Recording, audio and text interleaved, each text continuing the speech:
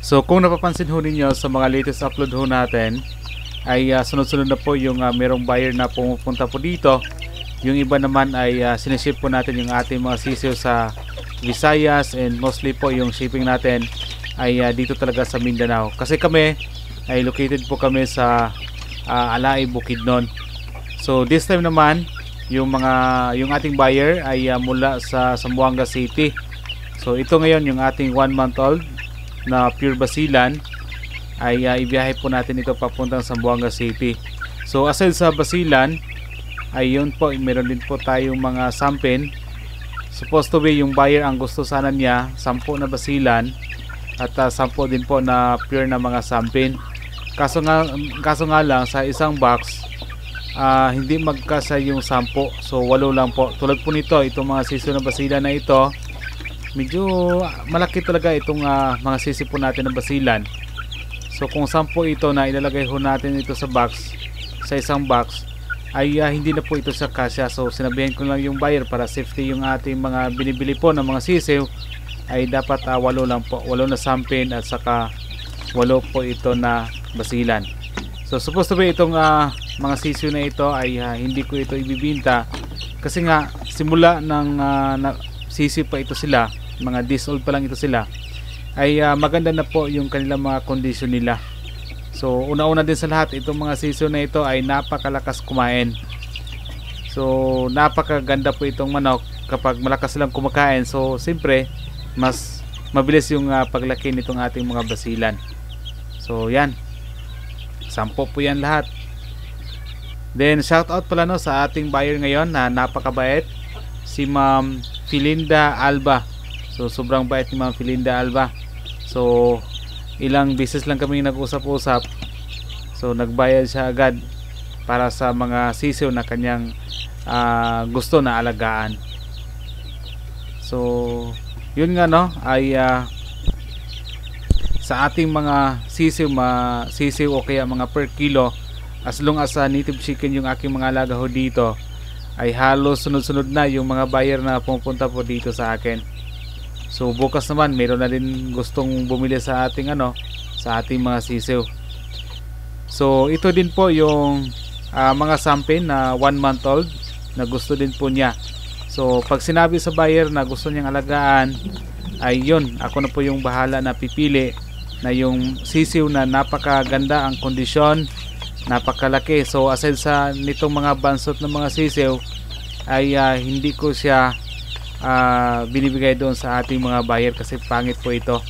So mas maganda yung magandang pangangatawan yung natin sa buyer, ibigay natin sa buyer para at least kung once kumukuha siya dito sa atin, after that is magiging masaya naman yung ating buyer sa nakuha niya or nabili po niya na mga sisiw galing po dito sa atin. So ito sampin, ang gusto po niya ay supposed to be 10 nga, yung sinabi ko kanina 10, pero 8 lang kasi yun lang po yung 8 ang magkasya po dito sa box. So kita naman yung ating sampin na mga sisiw, lahat po ay maliliksi ho lahat, walang matatamlay ho dito. Yan. So alam nyo pa, minsan-minsan lang din po ako nagpainom ng mga vitamins sa ganitong mga sisiw na ito. Kasi pag palagi tayong araw-araw tayo magpainom ng vitamins, nako, napakagastos. Andyan pa yung feeds, diba? So minsan sa isang linggo 2 beses lang, or sa isang buwan, sa loob ng isang buwan 5 to 6 times lang ako magpainom ng mga atubi vitamins sa ating mga sisiw. So yan So ito ay mga pure sampin po ito. So ito, nasa breeding pen yung mga parents nito, ay hindi ko talaga hinaluan ng ibang mga lahi ng mga manok para makuha talaga natin ang pure sampin. So alam po ninyo, napakahirap po talaga mag-alaga ng isang pure na manok. Kasi nga dapat hindi mo sa ihalo-halo sa ibang mga manok para lang makuha natin ang pagka pure. Tulad nito, pure sampin at saka pure basilan. So yan. So maganda mag-alaga ka ng pure tulad po nito. For example, ito sampin po ito. Kasi nga sisi pa lang siya, ay pwede mo siyang mayroon nang bumili nito kahit 1 month old pa lang siya. Whereas doon tayo sa mga manok na kumbaga parang na mix na po siya. So So kailangan natin maghintay ng 3 months bago po natin siya maibenta ng mga per kilo. So ito sisi po lang ay pwede ka nang magkapira dito kapag pure po yung ating mga alaga.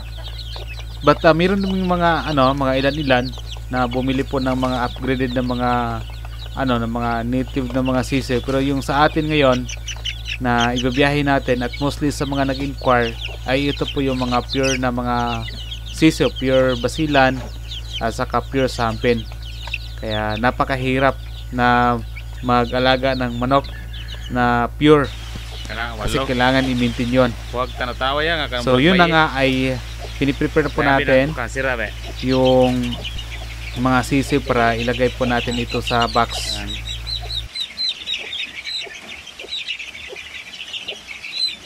Okay. Sige.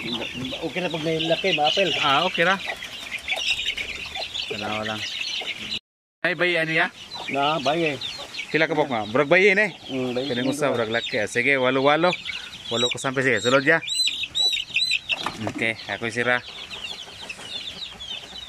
Yan, may laki kay buwan man. Dagko. Kula na lag duha. Kay walo ra man ni kasampin. Sige, tagsa-tagsa lang. Okay, niluag na gid. Sama na ipakita sa ang nawong ya, ipakita sa mo ni siya, bayin di siguro ne. Sige. Okay, sira ya. Okay. Sobra karang-arang tong basilan kay medyo dili kayo idlas to, mao na ne. Tusang ibutang dire. 8. So 85 running nga box.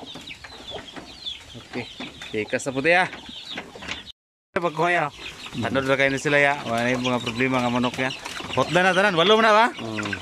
Tanan tayo. Sa dua-dua lang. Ipakita sa nawong ya. Okay. Okay ne. Okay. Butang ya. Sige. Ako lang sira. Wala ka ni sila problema kay dili ka ni sila idlas kaya dara pakita sa nawong. Dagko kayo. Dagko kay ba basilan? Sige, largo. Sira na to ning usadriya. Ang dupat diri pud pikas. So bali 16 mo gunitanan, sampin og basilan walo-walo. Okay. Dagko kayo. Dagko kay ba? So mao ni sila oh.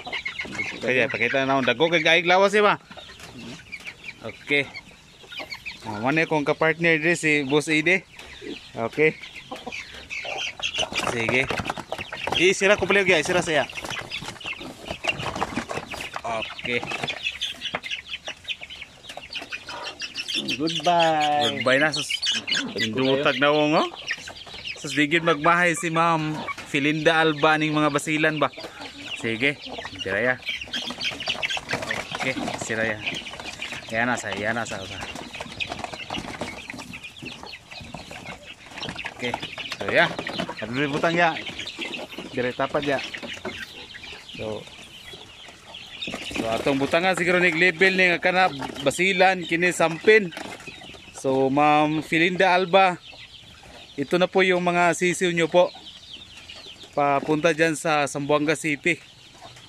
So yan. So yun nga no, yung ating mga sisiw ay nabiyahe na po siya papuntang Zamboanga. So shoutout pala sa ating pinaka-trusted na shipper, si Sir John Ars Balaba. So kung meron kayong gustong ipaship ng mga manok, kahit mga sisiw, ay pwede nyo i-contact si Sir John Ars Balaba sa kanyang Facebook. So para sa akin naman, sa experience ko sa pag-deliver ng aming mga sisiw, doon kay sa shipper na si Sir John Ars Balaba, ay so far wala namang namamatay sa kanyang mga sisiw na pinadala ko sa kanya. So always naman na safety yung ating mga manok kapag si Sir John Ars Balaba yung ating shipper po. Pinaka-trusted na po yan at kaya po niya mag-ship ng ating mga manok Luzon, Visayas at Mindanao. And sa ngayong araw ay shoutout din pala also kay Ma'am Filinda Alba. So yun nga, nag-confirm na po siya na na-receive na po niya yung pinadala po namin ng mga sisiw, yung in-order po niya. So yan lang po at maraming salamat.